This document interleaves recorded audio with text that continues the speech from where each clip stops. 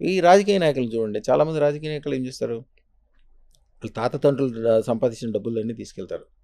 ఇళ్ళు, భార్య పిల్లలకి సంబంధించిన నగలు అన్నీ తీసుకెళ్ళి రాజకీయాల్లో పెడతారు. వాళ్ళకి పదం ఉండదు, వాళ్ళకి వయసు అయిపోతుంటుంది, ఏదో చేస్తుంటారు, ఎదుగో ముందుకెళ్తుంటారు.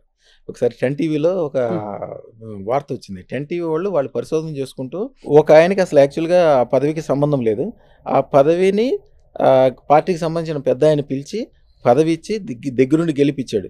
ఎందుకు వచ్చిందంటే ఆయన చెప్పాడంటే ఇంకా అదృష్టరత్నం అని. ఆ ఉంగరం కూడా చూపించడం ఆయన తిరిగిన అన్ని చోట్ల ఆయన ఉంగరంతో సహా చూపించారు. అది చాలా జాతకాలు మారిపోతాయి, చాలిపోతాయి. నేను ఒకటే చెప్తాను, పాలిటిక్స్లో చేరే వాళ్ళకి ఎప్పుడు కూడా ఒక్క రూపాయి కూడా ఇంట్లోంచి ఖర్చు పెట్టద్దు. ఒక్క రూపాయి మీరు ఇంట్లోంచి బయటికి తీసుకెళ్లారంటే మీరు ఫెయిల్ అయినట్లు లెక్క. పాలిటిక్స్ అంటేనే పాలి అంటే 5 ఫస్ట్ ఏంటి, సెల్ఫ్, నేను అనే స్వార్థం ఉన్నోడే రాజకీయానికి పనికొస్తాడు.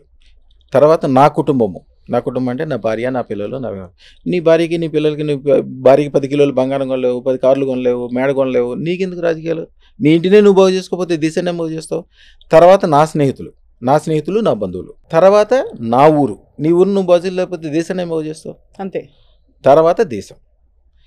ఈ స్టెప్స్. ఎక్కడ కూడా మీరు ₹1 ఖర్చు పెట్టగలరు. ఖర్చు పెట్టడానికి గవర్నమెంట్ ఉంది, ట్యాక్స్లు ఇచ్చే ప్రజలు ఉన్నారు. మీ తెలివి, బుద్ధి, శ్రద్ధతోటి ప్రజలకు ఉపకారం చేయండి, మీ కుటుంబానికి ఉపకారం చేయండి. మీరు బాగుపడ్డారంటే మీరు బాగుపడినట్టు కాదు, మీ పిల్లలు, మీ భార్య, మీ తల్లి, మీ తండ్రి, మీ బంధువులు, మీ స్నేహితులు, మీరు ఊరి వాళ్ళు అందరూ బాగుపడినట్టు లెక్క. మీరు బాగుపడితే నేను అనే శబ్దమే లేదు అసలు. అవును. ఆ రోజు మా తాతగారి దగ్గర నుంచి చూసుకుంటే పివి నరసింహారావు గారు, జలగ వెంగళరావు గారు, ఎన్టీ రామారావు గారు, ఆయన చనిపోయే వరకు ప్రతి సంవత్సరం మన తాతగారికి బట్టలు పంపించేవాళ్ళు. ఈయన ఆశీర్వాదం చేసుకుంది ప్రతి సంవత్సరం ఉగాది నడిచేది కదా ఆయనకి.